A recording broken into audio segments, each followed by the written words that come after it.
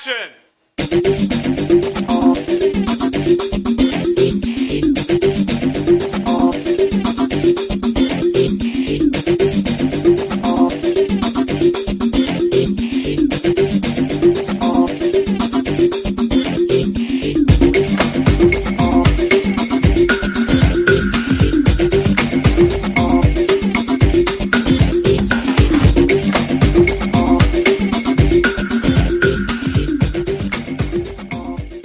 Disgust me.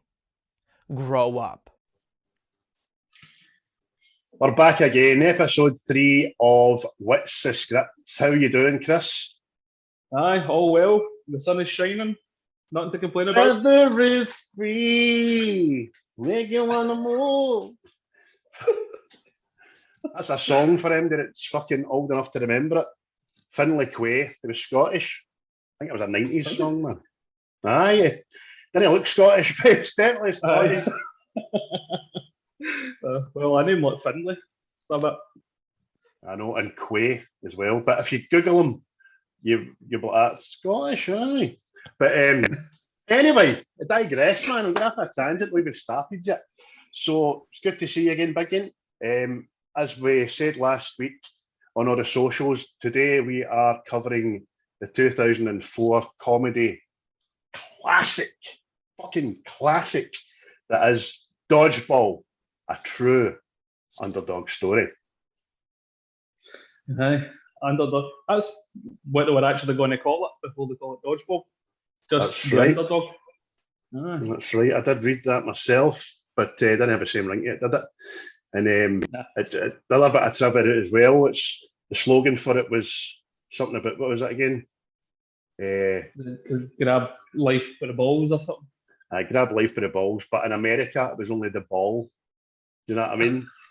Because they said balls was too risky.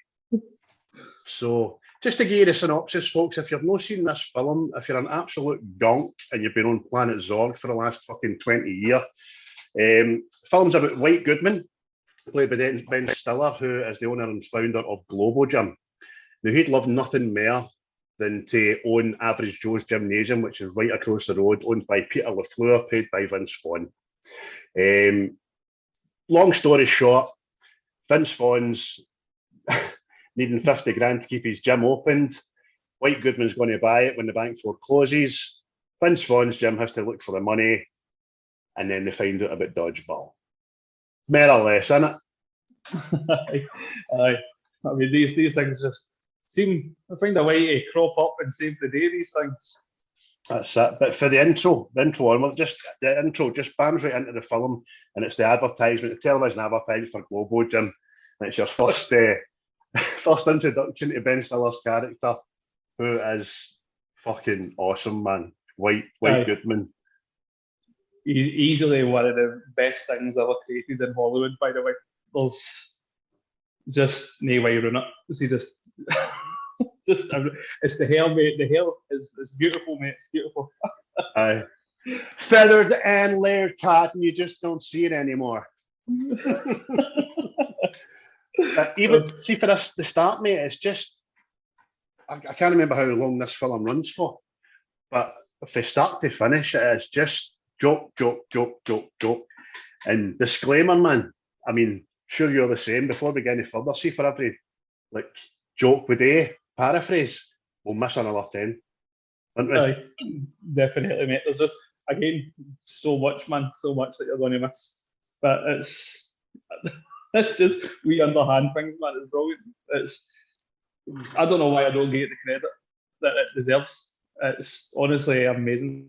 And what I'm finding out, mate, is see when I'm talking about this to other people, see my mates and stuff, they can quote it offhand and they've probably not seen it in 5 years or that. You know what I mean? That's how good it is. Brilliant. So we're right at the start, right? And it's the advertisement for Globo Gym, how it's bigger and better than everybody else. And even he described it, says, you understand that overweightness and unfit people are diseases, you know, like necrophilia. Oh, brilliant, man. So, the way you fucking see this hammers home here at Global Gym, we're better than you, and we know we are. We know it. That's brilliant, man. And then even like scum. Aye, exactly. Some of his sayings as well. We're going to turn you in from a Frankenstein into a Frankenfine. Mate, honestly, man, I think it's fucking. I think it might be Ben Stiller's best performance, by the way. I mean, Tropic Thunder's up there, but I think Definitely this is just the perfect one.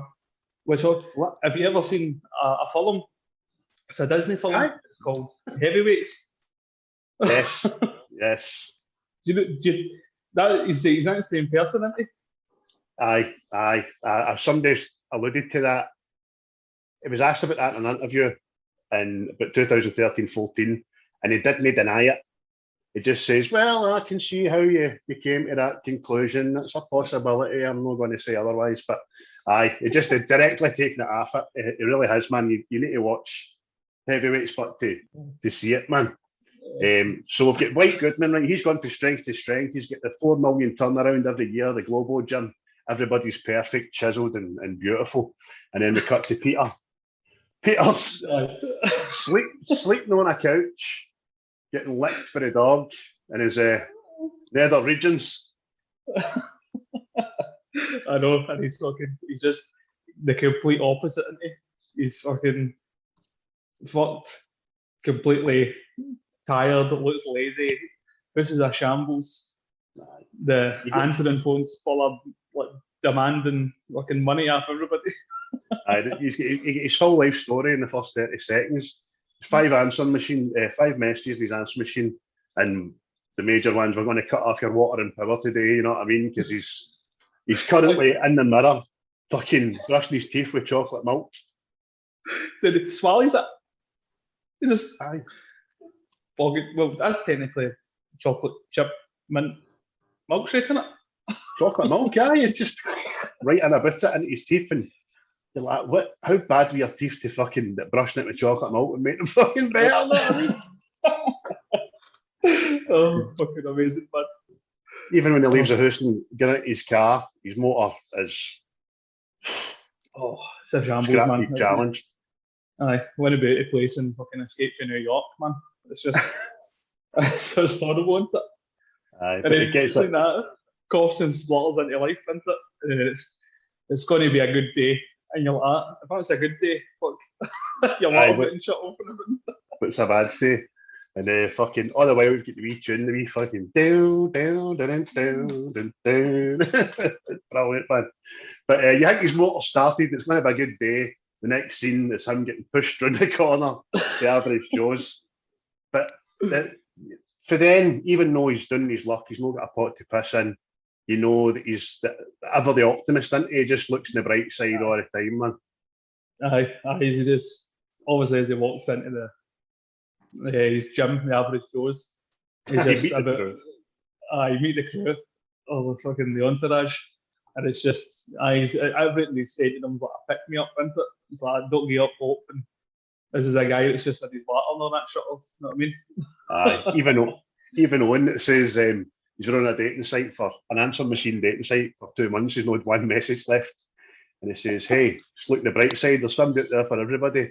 In fact, sometimes there's 2 people out there for everybody, and I call that the jackpot. see the Vince Vaughn in this, but you couldn't imagine anybody else playing LaFleur the way he does. You know what I mean? No. He's just got this. You could believe that's the way he lives his life, the way he just talks and acts anyway, you know what I mean? Aye. Brilliant, man. But we've met Owen and all that. We meet Justin Long. He's just tied up in a fucking some sort of machine with the wires and shit. See him, by the way. What a great actor that boy is. Mate, see the physical acting in this is absolutely amazing, by the way. Like, there's obviously bits we'll talk about later, mate, but there's one bit in particular I am fucking howling it. I think I know what you're going to talk about. I know you're going with that. But very quickly, he unties Justin for that, and he asks him about how you're getting on and all that, and he says, oh, worst day ever, I couldn't get into the cheerleading squad. And then you get his flashback, don't you, man? And Another thing that we stumbled across. Obviously, I watched this on Disney Plus first time. He's been trying out for the cheerleading team, and he gets saddled with Martha Johnstone. It's the chubster.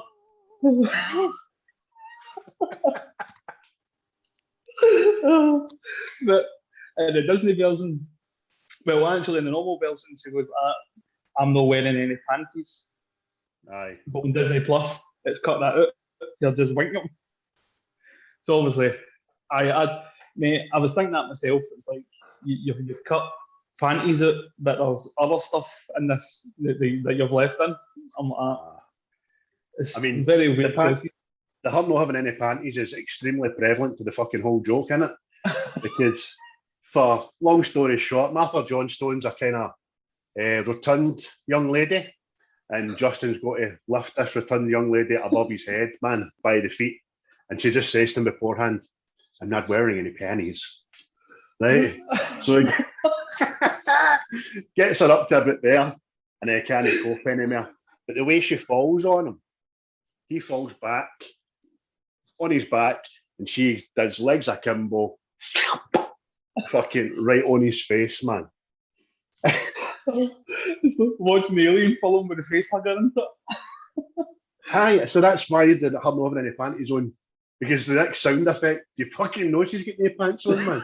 Because when she finally gets off him, you hear the suction letting his face go. I mean, he's like, it's the suck the colour right out his face. And it's doing that, but see when it cuts back, and he's got that 1,000-yard stare, just remembering it. It's brilliant, man. Amazing. But as we said there, as we go on through the film, Justin Long, he always looks, hey, how you doing? He's always looking sweating and nervous, and he's what's it they call it in the industry? I think they're called pratfalls. Now, I think he does all his own stunts, and it might just be stumbling over to the camera, but it's brilliant, man. And then Peter then leaves him to go to the office and is accosted in the corridor, isn't he? He's Steve the pirate. There's bastard! I forgot my fucking pirate stuff. I know, but you still look like a pirate, mate. You still look like a pirate. I thought so. Shaved the heat for effect. But Steve the pirate. No, this guy dresses as a pirate and believes he's a pirate, and he's running about with a knife. So how many people has he done this to? You know what I mean? Just exactly. And it's just accepted at the gym. That is it's like what? Oh, but even still, again, even held at knife point, Vince Vaughn's character just chill it, mate, chill it. Aye, because he gets Vince against the wall with a knife to his throat just to tell him, I might be a bit short for my membership money this month. You know what I mean? Oh, that's the other thing at all. Why is it all pirates sound Irish? That's a good point there, mate. Could be. Because they're all robbing back. Sorry, any Irish followers or descendants of Ireland. I didn't mean it. I was just having a joke at your expense there, you know. So he gets in his office eventually and he meets Kate. So Kate is sent for the bank. She's a lawyer sent to the bank to say, right, Mr. LaFleur, you're in shit creek. You've got 30 days to find $50,000 or we are taking the gym off you. And Kate's played by Ben Stiller's real-life wife that I just found out about. You know what I mean? Whose name again escapes me. Let me just see. Christine Taylor, who is very lovely. In fact, you see her legs before you see her face, which is quite pleasant. That's the theme through this film and all. Because obviously she ends up on the team, but because she can play dodgeball, they're always alluding that because she plays sports, she's a lesbian. Aye. And it's just it's just men's logic in it. Like, it's always it's always Dwight in it. It's always Dwight. Hey man, she's a lesbian. She gotta be a lesbian.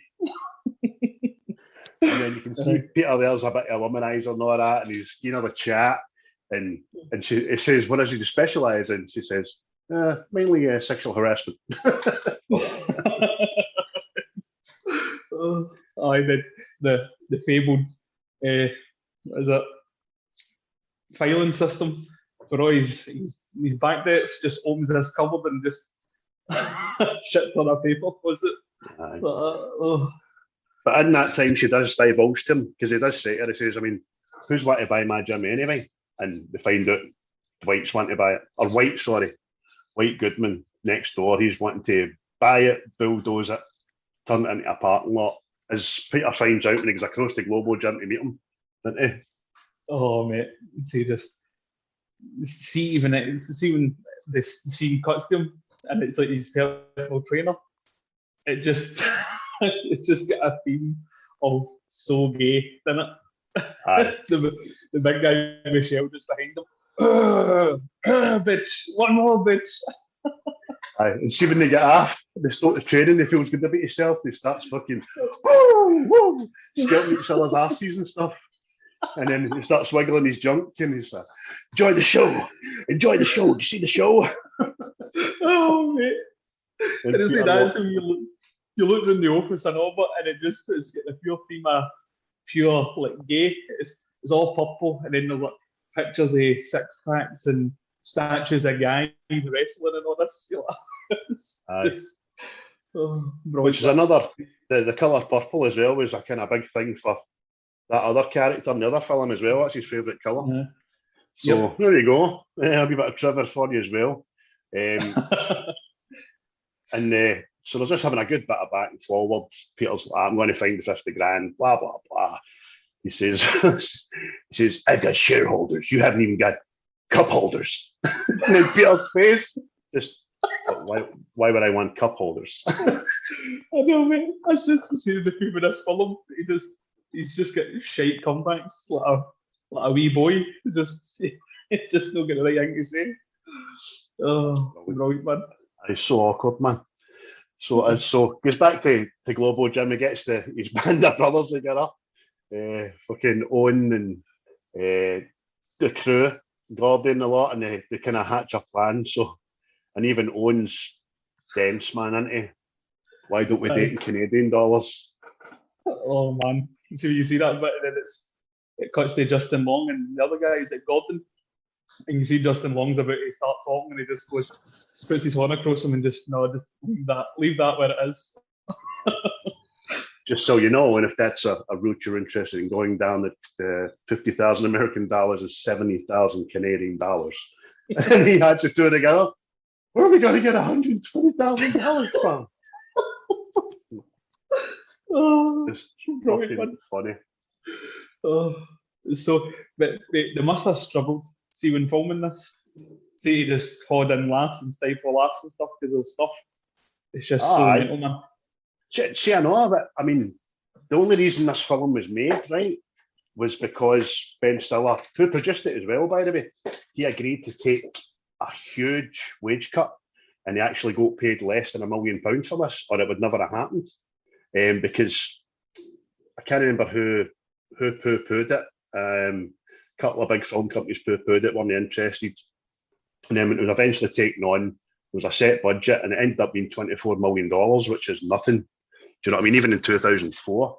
And it's actually made back like $124,000. But if it wasn't for Ben Stiller taking a huge wage cut, he believed in it, obviously, he was producing it. It would never have happened, man. There you go, man. That just shows you. No, it just shows you, mate. So Justin eventually has a wee rallying cry to get them all. Where do you go when your wife kicks you out? Average Joe's. Steve, where do you go when you're not doing what you normally do? Joe's be the place for me. So they all agreed that we need to get this $50,000 and then fucking mad Owen, you know what I mean? I know how we can raise the money. Car wash! I think he gives you a false pretense, doesn't it? All these fucking brilliant, beautiful women there, all cleaning the windies and fucking, then it cuts to these. It's just pale white guys all just sitting, snoring, And then the funniest bit of that is, what is the chances of an all-female car wash on the same day? like that was going to stop them making money. You know what I mean? Exactly. Nothing to do. It's just guys. But then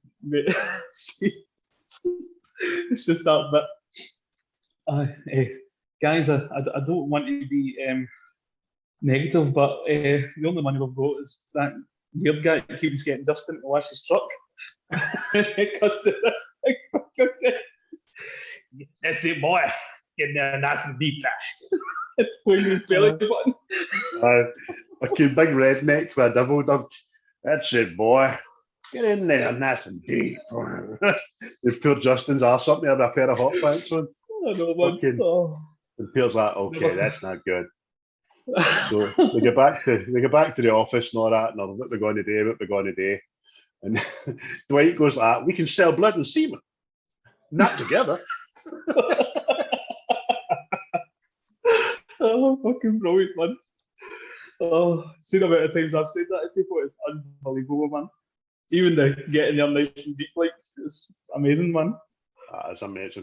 But they're kind of running out of, they've no ideas. Peter does say that, look, guys, if there's anything I could do short of robbing a bank to get $50,000, believe me, I would do it. But there's nothing we can do. So I, for one, I'm going to go put the thong song on. Let's tear this place apart.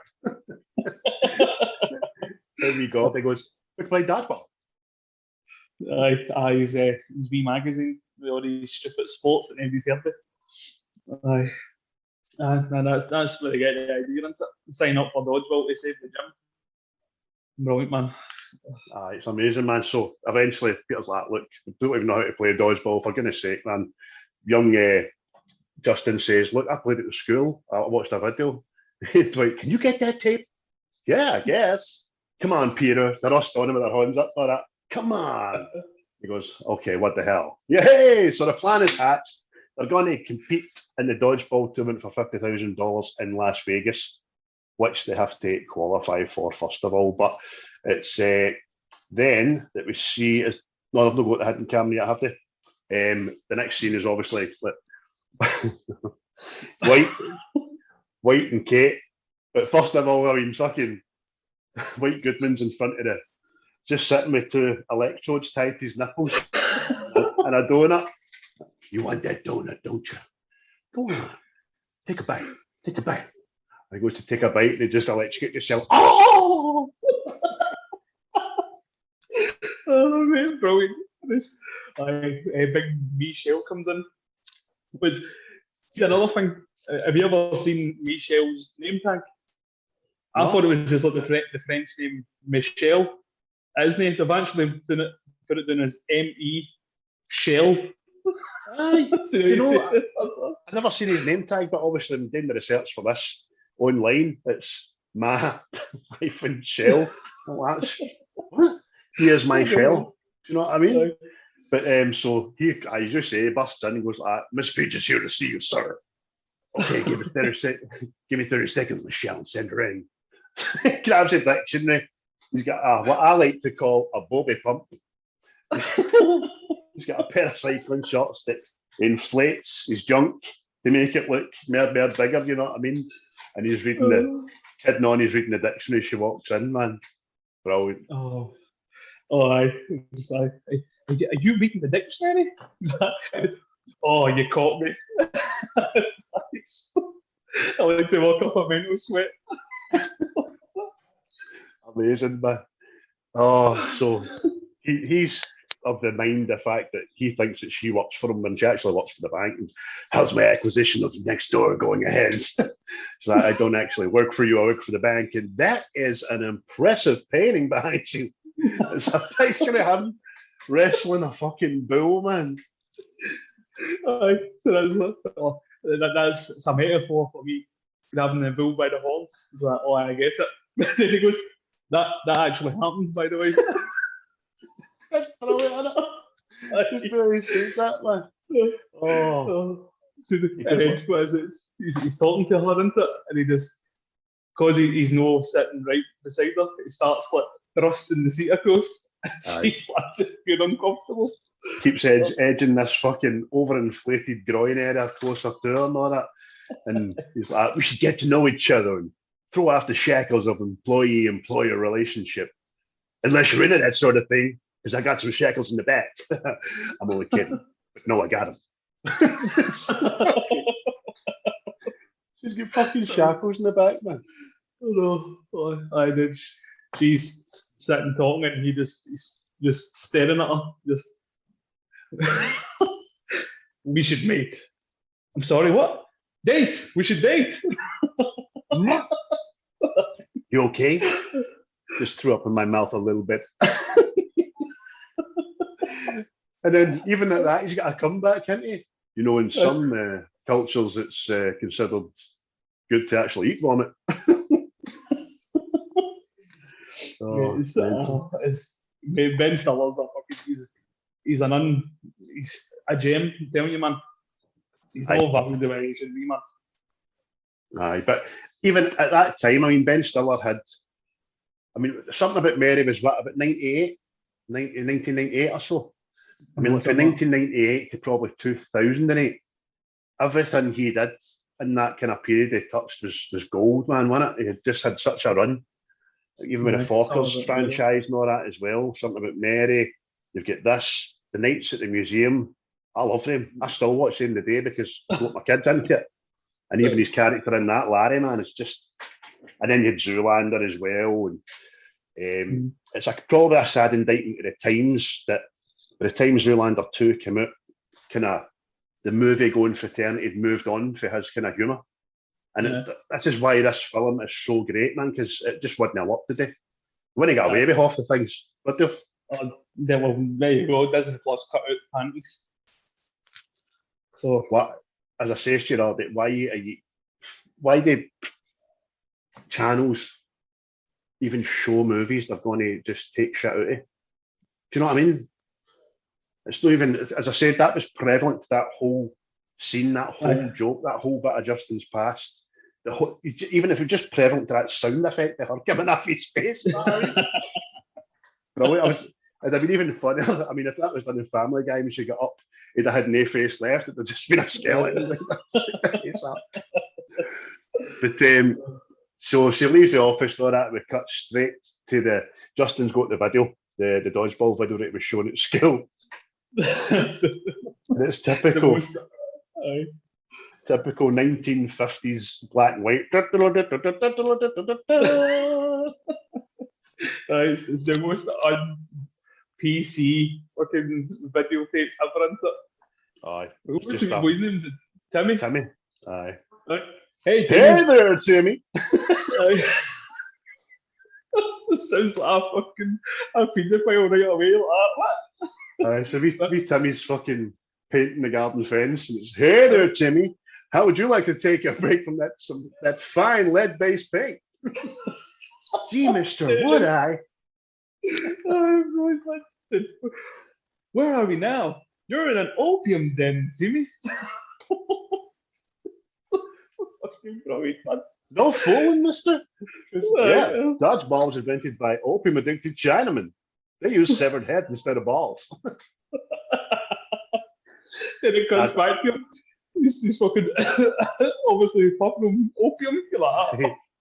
Like the ADAA. ADAA? That's American Association of Dodgeball of America.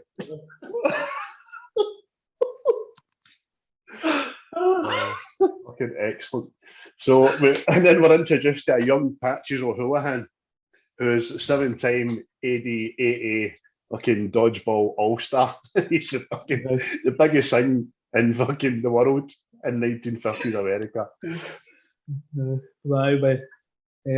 Hank Azaria, isn't it? He's brilliant. So underrated as well, man. Night in the Museum too, isn't he? Yes, he is. He plays a brilliant part, and he's one of the biggest voice actors in America as well. You don't realise, I think he's about 10 voices in The Simpsons or something, isn't he? I was going to say that. I think he does everybody in The Simpsons. But, mate, it's just, see that bit. It's like, you want to pick all the stronger kids so you can pick on the weaker ones like Winston here. Just cut them with the ball. You boy with the glasses. Oh, mate, and you see the way you get scudded and all, you can tell it's sore. Oh, definitely. I mean, wonder how that... He throws his head back and laughs at it. Just... It's 50, as 50's moving it. Like it's just the best thing ever. But that wee boy, man, give him his due, because part of the trivia, it was like, according to many cast members, the hardest part of filming, and this is everybody, was trying not to flinch before a scene because they knew a ball was coming right in the curtain. So that wee boy, he's probably about 36 now. Well done, wee man. That's fucking brilliant. Specs flying off him and all that. His lenses are still embedded in his face. Hey, you split. Brilliant. And we learn the 5 Ds of dodgeball. So we do, which is, what is it again? Dodge, duck, dodge, dive, and dodge. Dodge. The way he says that at all, there's no 5s making up, he just dodge. That's it. Brilliant, man. So then we cut to Kate and Peter talking, and that's when we learn that White's learned that they're going to be doing the dodgeball tournament. So we do. So he's not having that shit. And was that when he gets the cardboard cutout in the? No, he's got a cardboard cutout. But I think that's after the car wash. Aye. I think they come back for doing the car wash, and it's in there, and it's a cardboard cutout of Goodman. You're right. And it's a sensor activated one, but they don't know that it's a camera in it as well. Mm-hmm. It was cheeky attempt at 3 months free membership to Globo Gym. And God says, you could actually sell those because the car wash actually cost us money. Brilliant, man. So they find out they've got a qualifier the next day. Gordy's entered them in. They're going to do this, but they need to qualify for Las Vegas. So they just kind of get it thrust upon them that they'll get a qualification match tomorrow against fucking Troop 417, which they think is going to be Boy Scouts. And it turns out it's Girl Scouts. And we see the way they appeal, and it's just pure heavy rock music. These lasses walking up, and then there's just the one spits, the biggest spit I've ever seen come to a human being. I know it's a wee lassie, I know. See that song, that rock song, which escapes me because I've wrote it down and I don't know where it is. They replay that again for the final in Las Vegas, apparently. So that was one I missed. I didn't even realise that. So Troop 417 came out.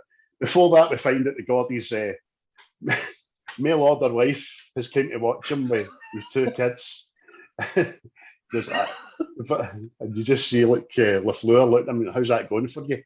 Really great. Really great. Hi, honey. She goes, L for love. Hey, that's not what that means. don't bust his bubble, man. Don't touch that. And this is where we... Sorry, on you go, mate. No, I was just going to say that, and then obviously the qualifier kicks off. And then that's when you find out how bad they are at dodgeball. Just see the bit of it. They need to run and get the ball. Oh, pardon you. I know, sorry. You need to get the ball in the middle of the court. See the way Justin Long slides in to get that? Dude, that's supposed to be a grown man. He's sliding that out, lassie. Aye. Fucking... I think he's one of the few that gets the fucking ball before the wee lassie.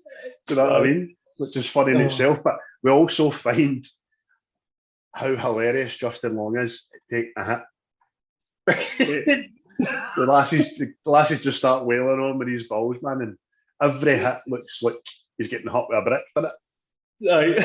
Aye. He's just fucking lassie. He's so fucking. I don't know if have you ever seen Scrubs? What? You asking Mr. Seen it Scrubs 4 times? Scrubs? I mean, there's people that haven't seen this, believe it or not. But see the way Zach Braff is through the whole series. He's physical acting is brilliant, man. So well timed and everything. Exactly. That's where I get the term pratfall from, because I listen to Zach Braff and Donald Faison's podcast now, Fake Doctors, Real Friends, and they go through every episode and they talk about Zach's pratfalls and how, although he done most of them, there was a couple that were deemed too dangerous that he couldn't do and stuff. But it shows you how seamless they was. But he was brilliant at them, man. Absolutely brilliant. And even so, the lassies are wailing on them and stuff like that. They're all getting put out. He was staring by and it gets hurt with a ball. He goes, I'll see you in hell. Screaming at a wee lassie. And then it comes to Taylor Fleur into it. And he hits one of the wee lassies. And she goes down playing on the how could you hit a little girl and all this? He's so apologetic, this. Right. But it's a ploy for the troops. And the next time he gets hit with a ball and he's out. But it's just, you see the way it switches for all the sympathy. He just goes, you're adopted.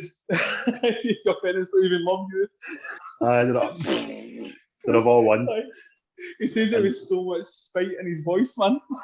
They won a fucking, so would I, man, you bitch.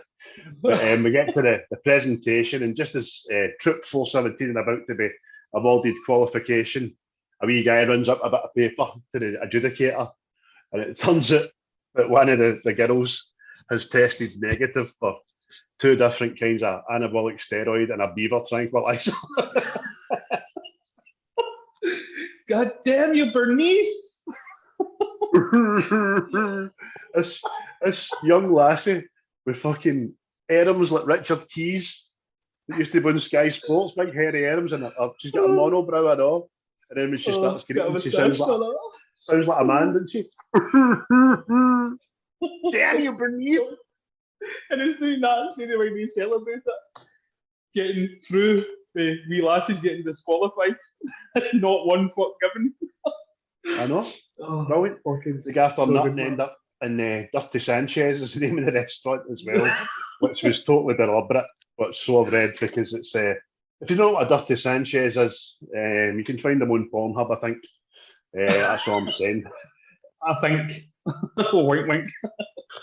Well, I think. I don't know.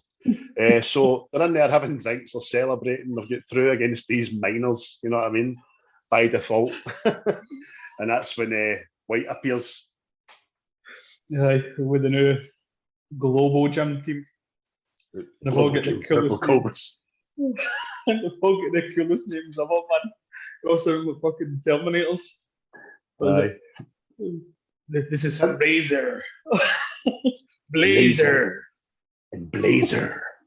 And fucking Fanarvina Ponaposevic or something like that, who's I'm not even going to attempt, man. But it's even when they just arrive and they just notice that they've turned up, Vince Vaughn and LaFleur's like, oh, hey, White, didn't know Napsy can't get up before 8. Oh, mate. Tell your jokes, Mr. Jokey Jokerson. See that again? That's just his shite comebacks. He's like a wee boy, you know what I mean? Brilliant, man. I see that. Mate, see, that's one of the funniest bits I know, by the way. See, when he's talking about that woman, I can't remember her name, Mira, fucking Popovic or whatever. Fran, we'll call her Fran, because that's all they refer to her on IBMD and stuff. This is the most dangerous woman with a dodgeball, because Fran showed him, and she just takes this guy out about fucking 40 yards away, and just bang, down deep. We see them when Justin Long goes like that. I think that guy might actually be dead. I push myself, man. Absolutely brilliant, man. And and she looks like pure, as if she's had the beaver tranquilizers and stuff like that. Do you know what I mean? She's Romanovia or some made up country, which is obviously like old Soviet Union or stuff. But Howard's bedazzled with it, isn't he? He falls right in love with her. Lady in red. But White's going on anyway. He says, so we're going to enter the dodgeball competition because we are the global trim Purple Cobras, and we will rock you. The audate and sync is fucking tremendous. Oh, man. It's fucking I think it took me a few years to just realise that it was wee Cobras they were doing. Do you know what I mean? I didn't realise it back in 2004. But the minute I watched, I was like, that's me Cobra, isn't it? Oh, fucking brilliant. Mr. Jokey Joke Maker. Oh, and then they have him and LaFleur have a good back and forward. And that's what he says to me, he says, we'll see you there. I know you'll see me there. That's what I said. That's what I said you said. I'm not sure where you're going with this. I'm not sure where you're going with this. He's come back to straight, as you keep saying, man. Oh, it's fucking brilliant. You see the way LaFleur does that again? He goes to start talking again, and he goes... It's just a look in it. By the way, it's a good judgment. It's a good observation you make about. So we've got Justin, we've got Peter's looks just like that, and as we get on, see the best one in the whole film that does the look. I think it's Cotton. Every time Pepper says it's Cotton, you're serious, man, isn't he? Okay, I mean, moving on. Brilliant, man. We'll get to that anyway. So, so he's come back to shite, and then when he realises he's come back to shite, he just goes, touche. It has no relevance either, you know what I mean? But that's what I found it as well. See, whenever he clicks the finger, I knew you were going to say that there. It's apparently if you press select on the DVD or something like that, it goes to a deleted scene, like an Easter egg. I'll need to get that in DVD or something and do that. I know. I just found that out today. There's 4 major times he does it, and 4 major times it will click onto a fat white Goodman. Aye. And he'll say, "Oh, good, you found it," and then it tells you something. Do you know what I mean? And like you say, you'll need to fucking report back to me, man, or I'm going to need to go out and buy the fucking director's cut Blu-ray or something like that, man. So then we're leaving the restaurant because White, before he goes, decides to count a waitress's full tray all over them and spoil their party, which is, you know what I mean? So let's just get home, guys. Big day tomorrow, start our training. And Peter goes out to the car park. And then we see Patchy's 2004, didn't we? We played Rip Tom, who obviously you might know better from being Zed, Men in Black. And by the way, he's got a big filmography, but no much I've really noticed. But he's got that voice, isn't he? Just, how you doing? Growling.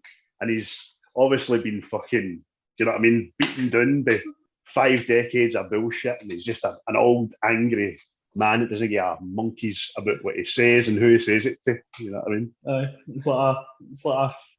It's like looking at is it Gary Sinise and Tom Hanks after the war. That's what it heavy reminds me, man. That's right. Aye, fucking Lieutenant Dan. That's great, Lieutenant Dan. We'll do Forrest Gump one day, right? So Patchy's wheels up to him in his electric wheelchair. That's me wheeling up to you in an electric wheelchair, right? This is, you got to coach those boys. You got to hump them in a submission. It's fucking so stupid, man. It's amazing. Just that wee chance meeting, a wee guy in the back alley in an electric wheelchair. You got to hump it in a submission, and LaFleur thinks, "Aye, that's the very man to be coaching us." Well, it doesn't get a fucking choice, does he? He just goes like that. I'm Patches O'Houlihan. I'm your new coach. And he says, fucking, we'll see you tomorrow. And then they all assemble in the gym waiting for their new trainer that I've not met yet. And Dwight said to Peter, he goes, he's not weird, does he? No, he's perfectly fine. To the double gym doors open, smoke comes out. It's like Spinal Tap, get on the stage, man. And we fucking Patches, that's me wheeling in again. Wheels in. Line up! Well, first of all, he says, I love the smell of queef. What is queef? Take it as vagina or something? Is it a fanny fart or something? I thought that was a Frampton. But I never bothered putting it. Well, he loves the smell of queef anyway. And then that's when he just, line up, ladies! Which I still use to this day when I'm shouting my 2 boys. Line up, ladies! Getting ready for nursery. And Justin puts his horn up to ask a question. Yes, queer bank. He's just the most un-PC fucking old cantankerous bastard.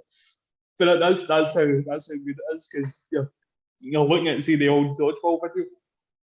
So you're talking this guy was in his prime and with the 50s or the 60s or something. So he's going to have that old mentality sort of thing. Like the wee boy getting up with a ball and he goes, ha, ha, ha. And that was back in the day when life was rosy. Oh, mate, amazing. But then starts commenting on my favourite bit, and I think it's one of the bits that everybody remembers. If you can dodge a wrench, you can dodge a ball. see when he scuds Justin Long with the first wrench, mate. My fucking lung nearly imploded. But he's lying on the ground. He just, oh! Do you know that? See, the thing about that whole scene, the genius about it, was just nobody saying anything and just being shocked that this old cunt's fucking launched a monkey wrench at a wee boy square in the cooting, and he's down there, and you believe he's actually hurt him with a fucking wrench. But then I seen the trivia and see that wrench that actually cut his eye open because it was made of soft plastic. That was plastic, but it was too hard a plastic. So they then designed the rest of the wrenches a wee bit softer because they actually cut his eye open and all that, man. But that's funny as fuck. So as you say, mate, you can dodge a wrench, you can dodge a ball. And Peter says to him, hey, Patches, was that really necessary? Necessary? Necessary? Is it necessary for me to drink my own urine? No, but it's sterile, like the taste. He drinks his own piss, you know. Brilliant, man. Then he tells him, I've got to learn the dance of the dodge. Oh, man. Brilliant, man. See, again, mate, see just the training for that and all. Just different. See that he's teaching them the tactics on the board. And Smithy's on the desk was sleeping like that. And again, just fucking scud with the wrench. He's like, wake up, Smithy. You need to be aware of dodging at any time in your life. Doesn't matter where you are, whether it's in the classroom, on the court, doing a crap, fucking going to get you. Brilliant, man. And then and to learn them even better dodging, he takes them out to the side of the freeway, doesn't he? Aye. If you can dodge traffic, you can dodge a ball. Just the logic behind it. It was so fucking. It's Gordon, isn't it? Gordon gets studied with the water. And he gets up. Celebrating. I'm all right. And then next, bang, right up there again. Aye, because when he gets hurt the first car, he gets right up and goes, I'm okay. First bounce, boom. Again. Brilliant. Just back to the gym, the trick. Sorry. Aye, it's when they start using that machine to start firing the balls at them. So they learn how to catch them. And again, man, see this Justin Long. Just getting the balls shot by him and then he spins round to catch it and everything. Aye, everything's just the sorest hit ever and it's a fucking rubber ball. While the rest of the team have managed to catch like one each, you know what I mean? But then wee Patches is getting annoyed with Gordy because he can't throw or fuck off. He says, what's wrong with you? You're about as much use as a cock-flavoured lollipop. Get angry! Which, again, it's another thing Disney changed. They made it a poopy-flavoured lollipop. See, it's just annoying. Just bloody annoying. So he's just get angry, punches him right in the balls, man. That's what I mean. It's like, they change cock, right? But leave like queer bank and all that in it, know what I mean? Like that. Where was your logic? Name. And then Kate comes in, didn't she? Just to see how they're getting on. Aye. She has a wee shot at the dodgeball, and that's where we first hear. She gotta be a lesbian. That's right, man. And then fucking even Patches goes like that. And that guy can play. And what is it she says? So Peter's, no, come on, join the team. And she's at that stage, she's like, no. Patsy just gets fed up and goes, all right, boys, you heard Billie Jean King. Let's go. Oh, fucking brilliant. But then that's when you find out with the wee secret spy camera. And the whole time, big Michelle has been watching. But so he prints off pictures. And he runs in to show Goodman, but cuts back to Goodman in his office. He's watching the laptop. I don't know what's on the laptop, but he's got a slice of pizza in his one, and he's sniffing at it and all that, and then he sticks it in his shoes. Obviously, to do the business. He's going to self-gratify himself with a slice of pizza wrapped in his junk, man. That's what I think he's going to do anyway. Is it not a cooking video he's watching? Is that what it is? Cooking? I think so. I can't remember. The wee guy does the voice for it. It's Patton Oswald, isn't it? Oswald, aye. Yeah. He does it also for the answer machine right at the start when Peter's water and power thing and stuff. Yeah. So, aye, couple of wee cameos for him. So, but as big Michelle busts in, he catches them. What was it? I told you not to disturb me when my hour of reflection. My private hour of reflection. What did I tell you about knocking? So he says, they're getting better, sir. Yes, I know, Michelle. It's time for White to put on the shiny shoes. Mate, see that fucking outfit? Just white leather. Oh mate. You've gave him too much credit, man. I wrote down white PVC. It's pure 70s, isn't it? It's on tying in with the style of the hair, man. Oh mate, it was on point anyway. Just again, what is it? The wee neckerchief? I know. It's just so. Just so he's got his bit of purple in there, innit? Bit of purple. Aye. But he goes to. Is it Features? Aye, Feach. See when he picks the bell, right? And she says, "Who is it?" He's laughing. It's White. As if it's the funniest fucking thing in the world, man. It's White. Oh, brilliant, man. Oh, fucking amazing, man. Again, see now that you know that was his wife. Mm-hmm. Just imagine, man, how just funny that would be, man. Oh, brilliant, absolutely brilliant. She answers the door and he fucking grabs her to sit her down in the porch. Great news. Well, what is it? You're fired. It's brilliant. Again, it's brilliant. I'm what? You're fired. I called some people at the bank, told them you were drinking and stealing on the job. Oh, they bought it. Hey. Just totally demolishes a fucking professional life, you know what I mean? Amazing, and he says that, hey, you get me fired just so I can date you. And he's like, yeah. Why you know as elated as I am, you know what I mean? That's what's, this plays that guy so brilliant, man. But she's like, if you think that I would date you after you get me fired, you're one crazy little man. It's okay. He says to the freaking naughty. And he gets her up kind of against the porch. He's like, okay, I can dig it. Because you like the freaky stuff. I like to be freaky. Freaking naughty. And he's doing that. He's like, I can't even do it, man. I'm dead on that side of the roof, man. He's doing that. He's like, wait, you watch his back, man. You're going to laugh at fuck at your own self for doing that. When Peter arrives, man. Oh, fuck. He's there to ask her to play for the team on it, but obviously he's been a bit a tosser and on, he's not leaving. But then as soon as he says enough, I see. You got the scent of a delicious steak in your nostrils.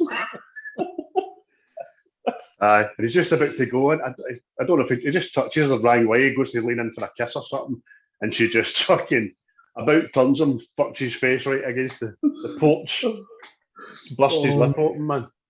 And that's when he gives the best line ever. It's like that scene just before he says it, but he goes, "That's it, it's over between us. Let this whole conversation didn't take place." That's it. Nobody makes me bleed my own blood. Nobody. And Ben Stiller says, "Do you know where he got that from?" Simpsons. Aye, The Simpsons, man. And it's been Nelson Muntz, 1989, man. See, when I see it in The Simpsons, I thought The Simpsons used it for that, but it turns out it's the other way around. Aye, because The Simpsons one, when he says it was 1989. So you're talking like 15 years before. So good memory there, Mr. Stiller, I'll tell you. So, and then there's another click finger moment. For all you DVD bonus extra, hit enter and you'll see what happens. Michelle arrives on a Vespa. Fucking Man Mountain on a fucking 1960s fucking mod scooter. Again, man, you can see just flapping the bird as he goes. Just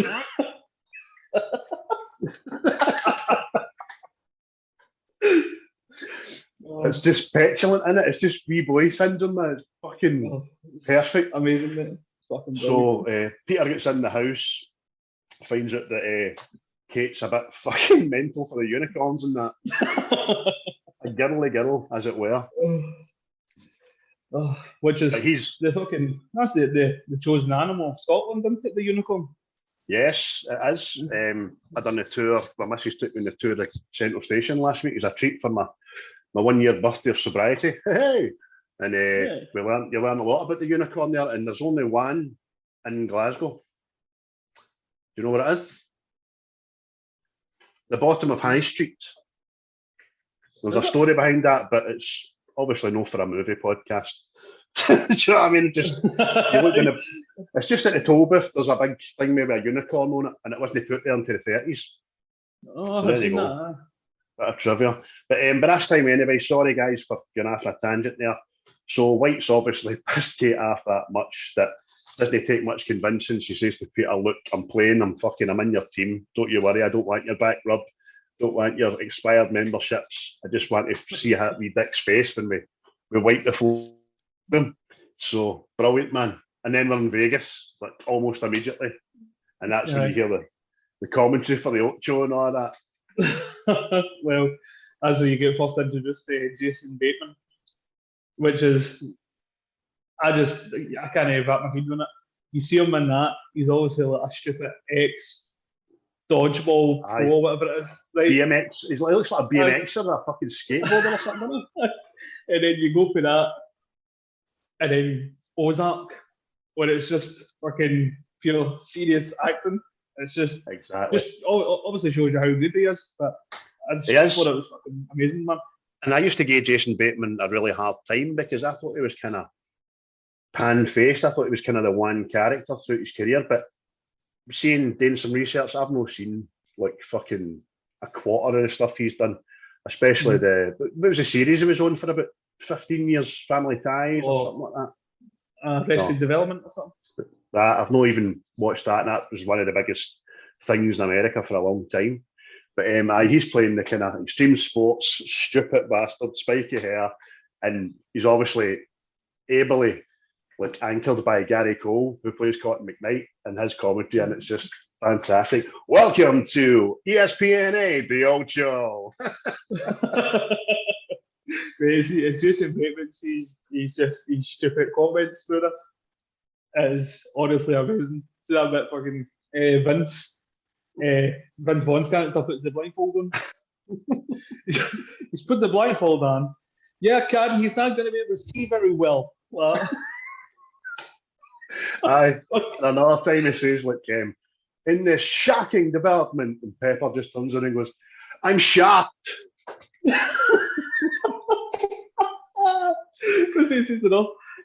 I spoke to Goodman. He says his team really wants to win this one. Yes, that's a whole team-match interview right there, man. Absolutely brilliant. But some of the team names that we learn in the tournament as well, we've got obviously Average Joes, we've got the Global Gym Purple Cobras, and another two to mention are the MILFs and the semi-sluts. We don't see enough. We don't see enough of them, to be honest with you. We don't see any of them. We just see their names flashing up. You've got the Lumberjacks, the fucking Las Vegas Police Department, and they mad fucking rappers. I know. Like the Shizzle or something. But that's the other thing as well. See, like, above the court and the competition, there's a big sign, and it says "Go Balls Deep." Brilliant. Love that shit. Honestly, tell you, man. Oh, I mean, I in life, everybody does. I dare say if you're no one does deep, you're very well fucking. You were first in the queue. Do you know what I mean? I need to go balls deep. Fucking sometimes. I'm going to stop there. My wife watches this. Fuck it. We've got Pepper and Cotton, right? And then we've got the names of the teams coming up, which is brilliant. We go to the back court and we're in the changing rooms, and Owen's in all excited and stuff. He says, "Hey guys," his mad goofy voice, "I just thought that a proper dodgeball team should have real proper dodgeball uniforms." And they're all high-fiving. "Yeah, good call." Lifts out the uniforms, and there's obviously been a mix-up. It was obviously Yodel that fucking delivered the uniforms. Or Hermes. Look, in fact, it got there, so it wasn't Hermes. It would have been Yodel. But If it was, but that Hermes could have gave them herpes. That fucking uniform. But it's all like gimp stuff into it. All leather and chains and fucking brilliant, man. They don't like it. They just like good their normal plays, but they can't. They need to wear the matching uniforms. So, but then that's when you see the German team. They're the European champions. Before they go, they're all a picture of David Hasselhoff. That's for the whole 1, 2, 3, Hoff. Hasselhoff. Brilliant, man. Hasselhoff. So then they come out and get introduced, and then the next thing, Average Joe's come out, but the stadium was all applauding and everything, and then when they come out with their uniforms, it's just the complete disgust that they come out with this. To the wee woman covers her daughter's eyes. The guy stands up and goes, "Hey, you guys suck." Thank you.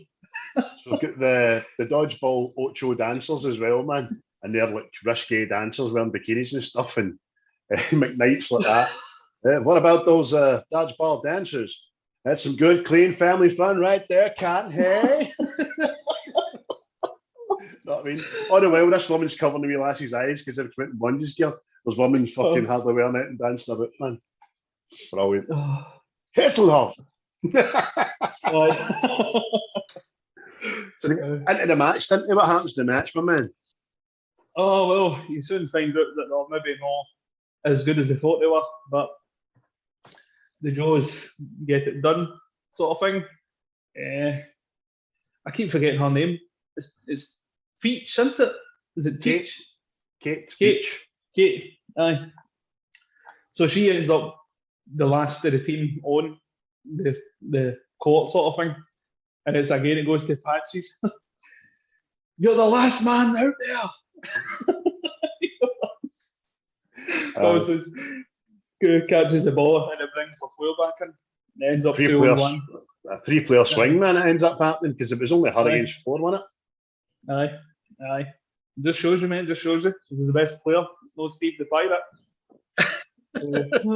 I know. So obviously they get him out. They get the Lumberjacks out 1-1. Then they double team the very last one, and they're through. That's when McKnight says to Cotton about Pepper, sorry, in this shocking turn of events, "I'm shocked." You know what I mean? And then Mad Patches, he's fucking, "My sweet dick, it's magic." And he goes back to the German team, doesn't it? And the Hoff himself has appeared. Just sit there in the ground to discuss. And they're all, see the way they're all sitting, grown men, hanging their heads in shame. It's amazing, man. Fucking Man Mountains have all let Hasselhoff down, man. Fucking brilliant. So that was the first cameo of 3 we've got in this film as well, which is kind of a big deal, especially when they done it under budget. And Ben Stiller's taking under $1 million, because I couldn't imagine, maybe, well, Hasselhoff maybe, but Chuck Norris and William Shatner must have cost a few quid. That's a shiny penny right there. That's a good saying, that, mate. That's a shiny penny, that right there, you know. Brilliant, man. So, but then you see Global Gym next, isn't it? No, they're day 2, mate. They come in day 2. But they're just there watching that game, and they get in disgust because they've got through. But you cut after that into like Patches saying to Peter and all that, you did good out there, and that you and that muff diver for the best players out there. See again, mate. That was on Disney. I don't know, that bit panties Disney. I don't understand it, man. And they kept that in, muff diver. Right? Aye, exactly, mate. See panties and cock flavoured lollipop. That's the only 2 things removed. The rest of it's fine. As was. So, Jesus Christ. So Patches tells him he's proud of him, and he's in like, oh, he Patches kin, you know what I mean? And throws him, here, this is for you. And it's Patches' scarf that he's had for 60 years. It's fucking rancid. Fucking man. See the way again, he's talking about, you might come up to my room, I've got 2 hookers. Again, just Lieutenant Dan at New Year. That's right in my head. Definitely, mate. Definitely. Got a couple of hookers, my treat. Oh, I'm going to pass. Thanks, though. Thanks. Brilliant, man. So then we've got through and stuff like that, and then it's day 2. And Patches gave him a wee pre-match fucking pep talk and talk about how we put out those dirty crouch yesterday and all that. You know what I mean? Couldn't get away with saying that anymore either. No, no chance. Yeah. And, it goes through like a montage, doesn't it? And I'm putting teams up. And the Lumberjacks. The Lumberjacks. And then it's as when you first, it's Cotton. No, it's Thingy Pepper that starts talking about Goodwin. He's like talking about Global Gym, and he's like, it's got to be the haircut. It's beautiful. Feathered and lethal. You just don't see it anymore. Brilliant, man. And fucking Joe's is struggling against the Lumberjacks, and you just hear fucking Patches screaming, what are you retards? You're like retards trying to fuck a doorknob. Again, mate, you would have got me with that, though. I definitely not, man. What is it? Pepper even says about the Lumberjacks, because Cotton says these guys haven't even smelled a woman in over 8 months. Mad Pepper goes, they must masturbate a lot, Cotton. So I mean, mate, could you imagine that and going for that to Ozarks? You know what I mean? Like something so stupid to something much pure serious and complex, man. That's amazing, man. And Global Gym, they're beating the Kamikazes. You said there about the hair, which is absolutely 100% spot on. And then fucking Joe's beat the rappers who don't throw a body. Yeah. I don't. What is it says? They're doing more dancing than dodging. That game. See the heat shots in this film, by the way. Well played by the actors, man. Aye, especially as I said that they all knew it was coming and they had to no flinch, man. See the rappers when they're doing the dancing and all that pure out of place fucking white guy with the specs doing the bump. Oh mate. So there's just so much shit, man. See, all I have the film, mate. It's just so much funny stuff. And fucking Global Gym, they beat the Las Vegas PD. After they beat them, they start doing the Cobra dance, man. Cobras. Brilliant, man. They're both right into it. And then semi-finals, we've got Joe's against the Cougars. And that's Gordy's moment to shine. That's it, mate. All the team gets put off and it comes into Gordy, but he's still no became good at dodgeball. So he calls for a timeout. Patches is there talking to him, and he doesn't see anything inspiring to him. We're just like, you're the last guy out there, and you're terrible. And it's just the way Gordon goes, yeah, I am. I'm the worst. You gotta get mean. You gotta get angry. So he's there just looking for inspiration. He looks into the stands and he's two ways are miserable. Just then this Maylord O'Brien's getting chatted up. But that's what sends him early edge, isn't it? See when he's putting the goggles on. See that scream he lets it? Oh man, Aye. that's brilliant. That's Just the way amazing. he turns around and goes. he's let me see what his name is again in real life. I can't remember. His name is Stephen Root. He is one of the voices in King of the Hill, isn't he? From King of the Hill. I didn't look at it, but I just recognise the voice. I think it's one of his neighbours in King of the Hill, but I could be wrong. But he gets angry and it's him against the fucking full team, and there's no chance he's getting taken out, man. Just starts battering boys away and stuff like that. Yeah, he takes it to full team himself, just pure rage mode, just button bashing. Because I was like myself, how's there nobody coming back on to help him? But he never catches a ball, didn't he? No, he just beats away. Full Terminator. Advanced, full rager. Fucking batters away the balls, hits the opponents, and it's just left with one guy, man.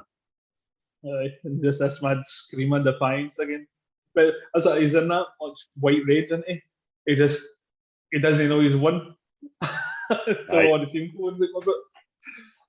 So it's the last guy just fucking rattles him, and it's like a Rocky Floor, slow motion with a spit all coming out the mouth, and they're through to the final, man. The partying starts and all that. And it's all feel good, isn't it? Talking about how they can do anything. As long as I've got patches. It's just this. Was it? He says before it, as long as it must be the luck of the Irish or something. Conor McKnight says, must be the luck of the Irish. And it goes, diddly, luck of the Irish casino. Obviously, the sign falls down on patches. It takes him out the game, and that's the one great hope. He's gone. And it cuts to them and they're all sitting drinking for it, isn't it? It's just, was it Howard says? At least he went the way he would have wanted to go. Look up. Smithy again, just a look in it. It's a fucking retard. Do you know what I mean? Brilliant, man.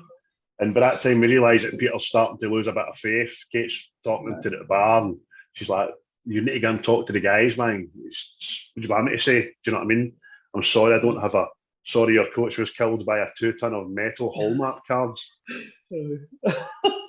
I think that's like when you see at the start of the film, it's like he's just gave up with stuff and all that, and it looks like this is his fate coming back again, isn't it? The final straw when it patches, and that just seems like a bridge too far for him. So he goes back to sit down. They're all saying, "What do we do, Pete? What do we do? Come on, you tell us." He goes like that. Look, we're going to turn up tomorrow. We're probably going to lose. What do you want me to say? And then he just goes, "I'm off." It's just about to get the exit. Steve the Pirate comes out the toilet. Aye. Oh, no, that's after, because I think he goes up to his room, doesn't he? He goes up to his room first. You're right. You're right. And Goodman's in there. But he talks to him in Spanish because he's opening a new global gym. But apparently what he says in Spanish is, "Hello there, Peter, where is the library?" I read that as well. Where's the library, Peter? I'm boning up on my Spanish. Brilliant. So then Michelle comes out the toilet. She finds one. Like, fucking one, he's surprised. Do you know what I mean? And two, he's stinking. He goes, Michelle is having some digestive problems. I hope you don't mind. You're gonna shut that? For all of us, baby. But then fucking Goodman sits him down, starts playing his heat, doesn't he? they're always going to look to you for answers. You don't need to do this. Just sell me your gym. Give me. Then just rhymes off all these reasons. Like, give the money to charity, you know that. But it's like, see, that's the first time I've ever seen this at all. See, every film you ever see, when they whip out like a case of money, like $100,000 for it, it's all full. It's just one stack. Aye. And a big giant metal case, just one stack of notes. Because he's building it up into, he says, have you ever seen $100,000 before? And as you say, you're waiting in this big case full of money, and it's just a big stack of fucking $100 bills. Oh, mate. And it makes sense. You know what I mean? When you think about it. Aye. Why would it be that? It's funny the way he's just saying to him, look, I get it. I like the whole, you're okay, you're not okay, I'm not okay, but that's okay, I get it. It works. Exactly. Brilliant, man. The premise is this for him that's not seen it. He's offered them £100,000 to sign over Average Joe's Gymnasium. Do you know what I mean? And no turn up for the final, which you think he's going to do. And then he goes back down the stair and everybody's saying, what are we going to do, Pete? What are we going to do? Yeah, you tell us. And but he bumps into Steve the pirate. Steve, his usual self, talks to him like a pirate, but obviously he's he's lost the rag. Tells him he's not a pirate. Kind of breaks the guy's spirit and stuff. And then that's like the whole team's doing it in a downer after that. It's just the boss went the same way sort of thing.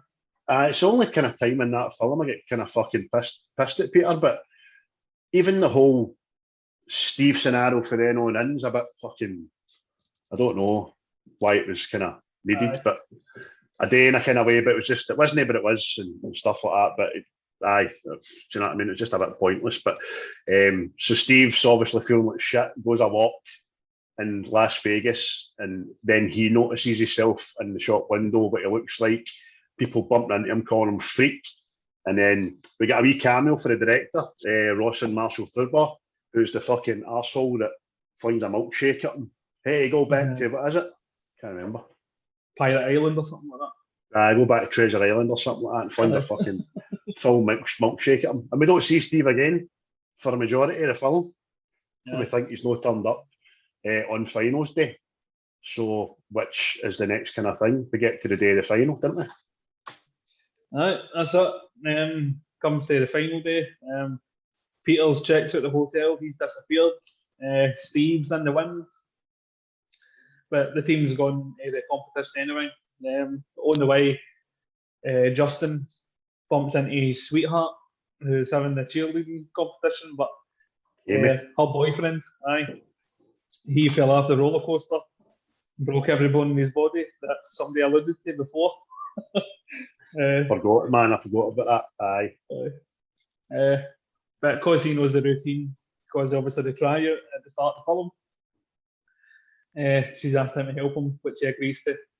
So the team goes away to the final, and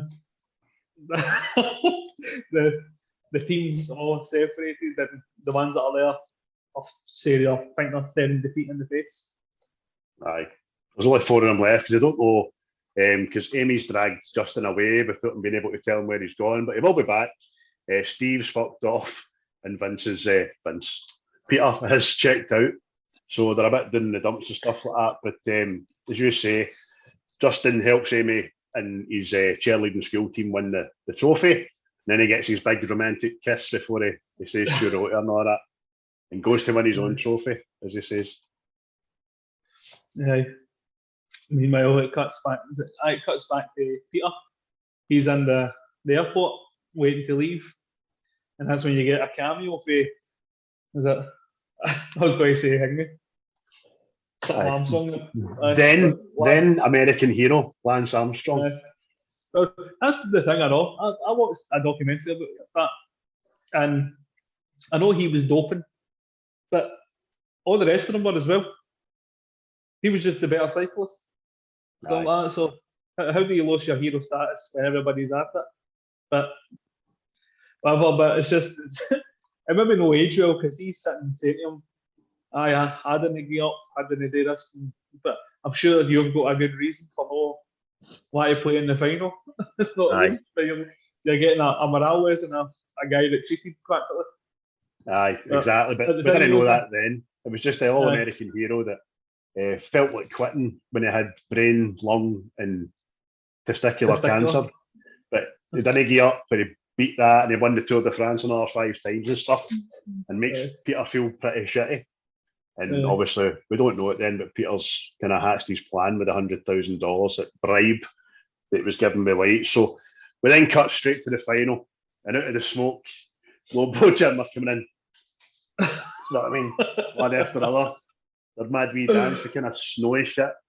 And by that time, we've got William Shatner is in the changing room, and he's got the perfect, his Star Trek line, "There's nothing I can do."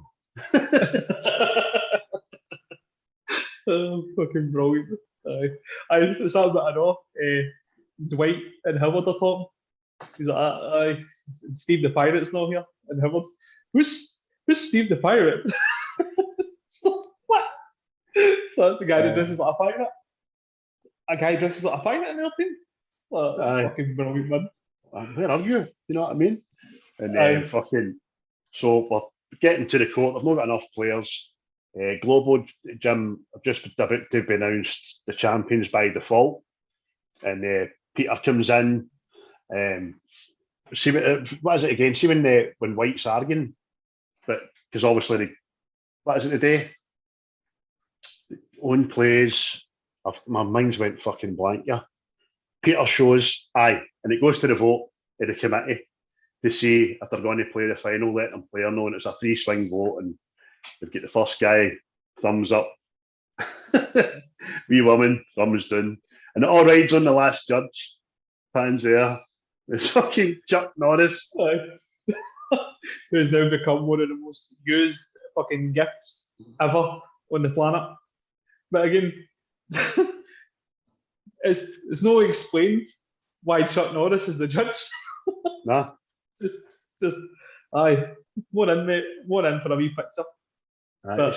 It's kind of like all these cameos have got a fucking, in whatever capacity, whether they be a coach like Hasselhoff, whether they be an armchair fan like Lance Armstrong, a member of the fucking judicial committee, Chuck Norris, do you know what I mean? Or the chairman of the board, William Shatner. They've all got a mad love for this fucking obscure Ocho sport, man, that nobody knows about.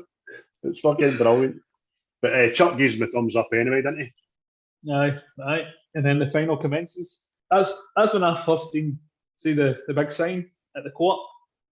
Go Balls deep, because I hadn't fucking noticed it before.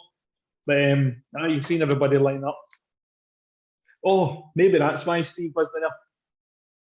He get Howard in there to play his new love of his life. See how when they're in the final, the two of them go to hit each other with the ball. Owen. Owen, sorry. Maybe that's why Steve wasn't there. Aye. But they're all lining up and they're all sizing each other up. This big showdown plays that music that they played against the Girl Scouts. It kind of shows that they came full circle. They couldn't qualify against them and beat them, but now they're in the final with Global. Aye, and the first two are mad. Fucking are Peter and Kate, man. They're the first two that get put out. And then White gets put out. Man. And it's kind of back and forward until such time as it's back again to Kate and Peter that are just left.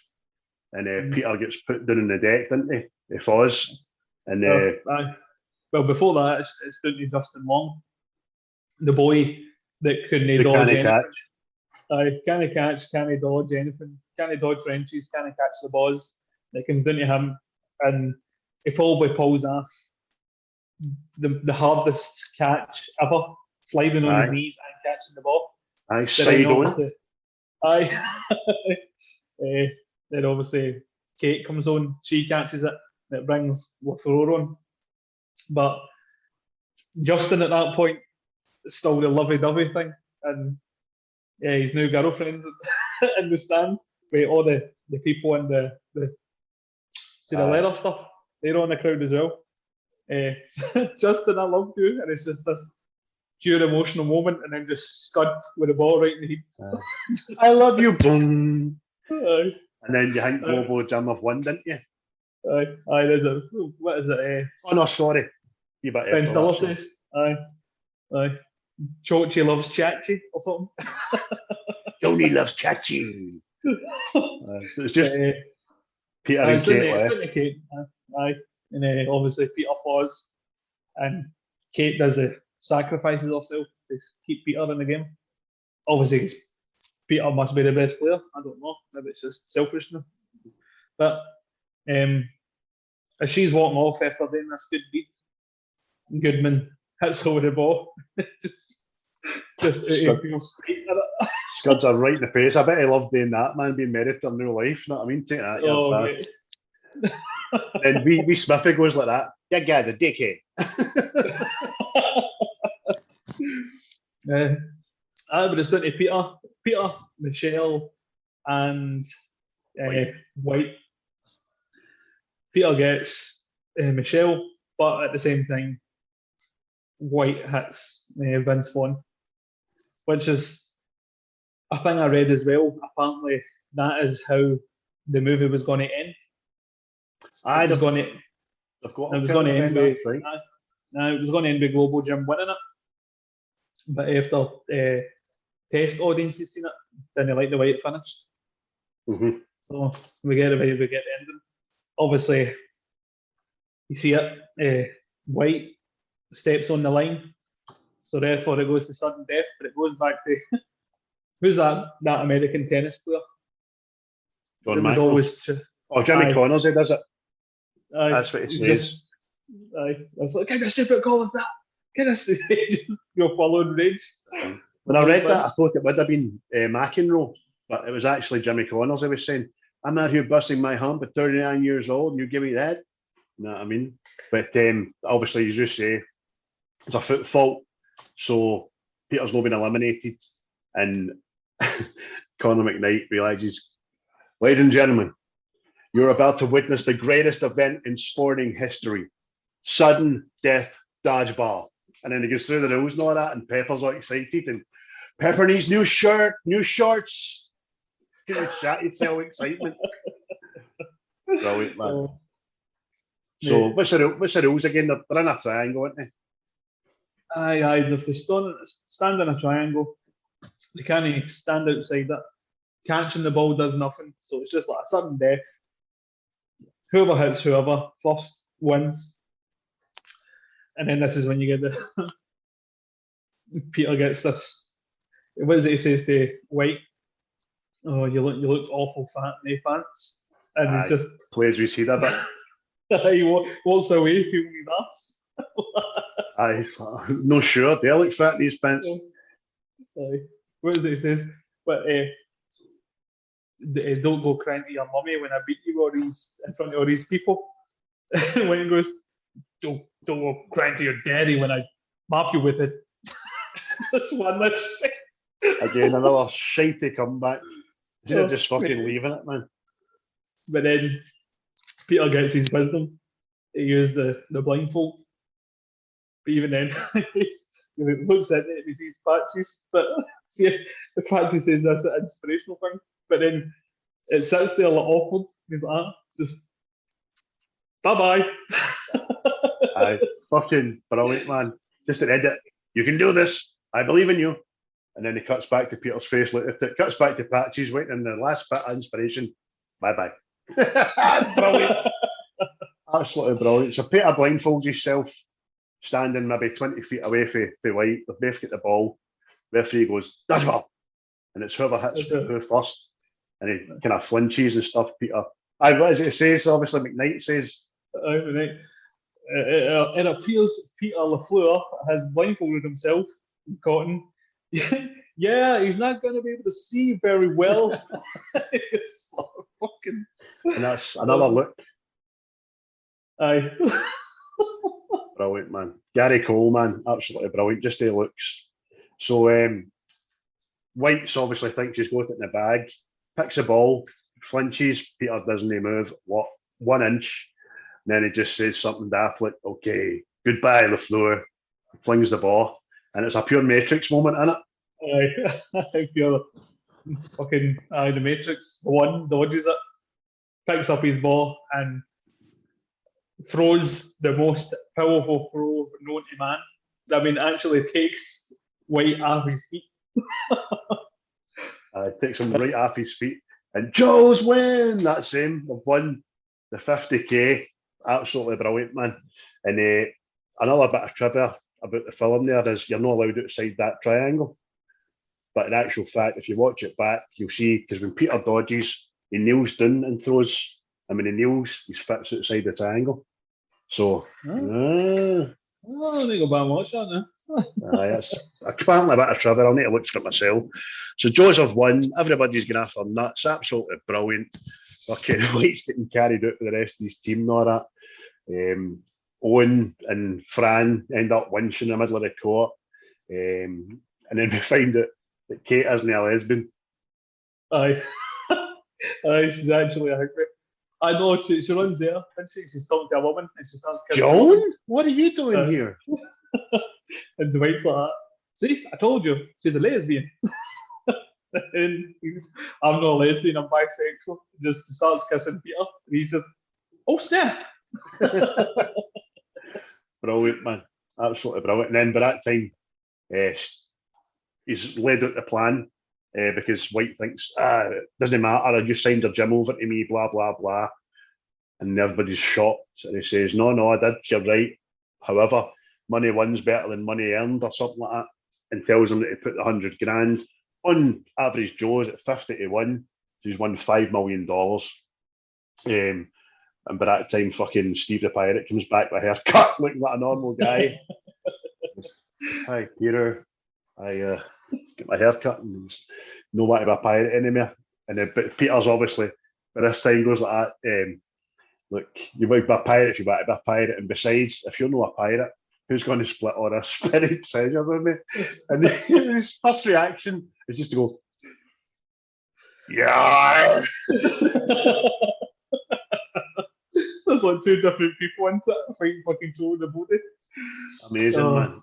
And also, when Peter's won the money, he's bought up all the shares in Globo Gym because it's a publicly run company, which means Peter owns Globo Gym and everything underneath it, and just says, last words to White is, you're fired. Bye-bye, pal.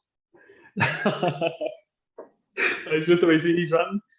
Nobody can fire me. I created myself. This pure egomaniac still win. Fucking brilliant. And then walking out the arena, he just fucking grabs a wee boy's fucking hot dog, starts stuffing his face with it, doesn't he? Fucking absolutely decks him and all, man. Aye. Brilliant. And then it finishes the way it started, but you're getting, instead of Global Gym's advertisement, you're getting the average Joe's one. But then after it, somebody switches the telly off, and it's fucking White, and he's just sitting there, back to being rotund and fat. Just still thinks he won that tournament. Clinically obese, mate. He's no rotund. He's fucking huge. He's sitting in this gaff, man. It's just a strewn with fucking wrappers and hot dogs and sweets or candies, they call it. And I won that fucking tournament. As he's looking at a corn dog or something or a bar of candy, and fucking Chuck Norris. Blames him for it, man, because they let him play the final. And that, apart from obviously the deleted scene that I never seen in 18 years, him doing, my milkshake brings all the boys to the yard. He's fucking fat shit on. That was and is Dodgeball, man, and it was brilliant. Oh, mate, it's definitely top tier. I don't know why I don't get the credit it deserves, because it is a laugh a minute. You very rarely stop laughing at it. That is, it's absolutely brilliant. And the cast, again, man. Like we were talking about Batman the last time. See that film come out today, you would still laugh at it. People would get offended now, right enough, but it's still hilarious, man. That's amazing. Absolutely brilliant. It's one of the ones that will never get old. I mean, as I say, that's 18 years ago that was made, man. And it's just as prevalent today as it was, just as funny today as it was back then. But I'm going to have to go back and watch some of these kind of outtakes, and I'm sure someday will have the finger snaps on YouTube somewhere just to let us see them, man. I can't part with any more money for a fucking film off this podcast. I can't. Talking about YouTube, mind I was saying to you when I was doing stuff for the Batman podcast, I came across this video that is now my new favourite video. If you go into YouTube, right, and you type in the Shaggy DA escape, it is one of the best videos on YouTube ever. I'm telling you, it's an old film about a dog, but this is the escape scene, and it's my new favourite video. Right. It's my new favourite video. I swear, watch this. It is fucking amazing. I expect the link to be WhatsApp to me directly after this fucking stops recording.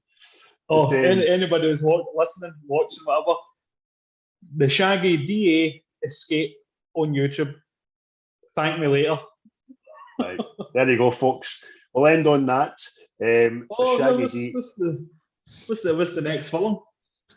Well, I'm saying we'll end on that as part of Dodgeball and your recommendation for the video, but we're going to announce the next film next week that we're going to be reviewing. Chris doesn't know about this yet, but it's a film that's part of a trilogy, the first of a trilogy that I've previously panned. I watched it for the first time about 7 years ago, and I wasn't impressed.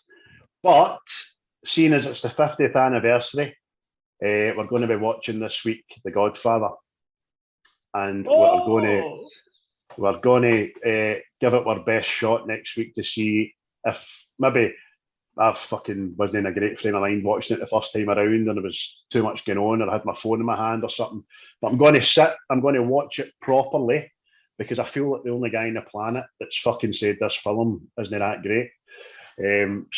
But for 50-year anniversary this week, it stood the test of time, so everybody can be ranging me right. So I'm going to give it proper viewing. I'm going to tune right into it. I'm going to read all the subtitles. I'm going to invest in the characters, and we're going to do that next week, mate. That all right with you? I enjoyed The Godfather. I enjoyed it. Aye. Maybe the longest podcast we've ever done, enough. See, this is what I'm thinking. I can't remember, but I think The Godfather's now on 2.5 hours. Is that right, or something? Something like that. Could be longer. So if it does get to that kind of stage, then it might be a two-parter. Right, but we usually do this on a Sunday. It's Old Firm Sunday next week that me and Chris will both be attending. We'll try our best to do it on the Sunday night afterwards. We'll see what it is, but we're not set in stone. But it's definitely going to be The Godfather. It's going to be our next one. If you've got anything to say on that, any questions, any, thoughts on that, and let us know what you thought about the Dodgeball one as well. If we've done it good, if we've done it shite, if we've done it justice. But see, if you've not watched it, go and watch it. And that's the biggest gift we can get to you, isn't it? Definitely. Get that watched. You've no lived. Definitely no lived. It's one of the best ones. But again, anything between 98 and 2010, 9 with Ben Stiller in it. Do you know what I mean? Even the Fockers franchise and stuff like that. Night at Museum. The guy was at the peak of his powers. And I think, but like you said, Chris, the White Goodman character is brilliant. Absolutely brilliant. Amazing, man. Amazing. And on that note, we will say good day, and I'll get this up as quickly as I possibly can. All right, young sir. All right. Well, have a good one. See you later, man. Catch you later. See you, bye. And action!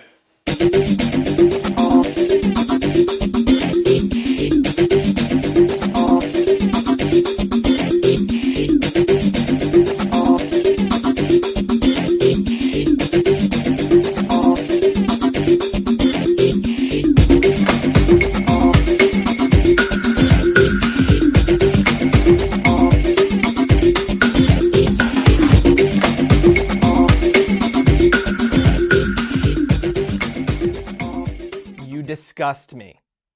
Grow up.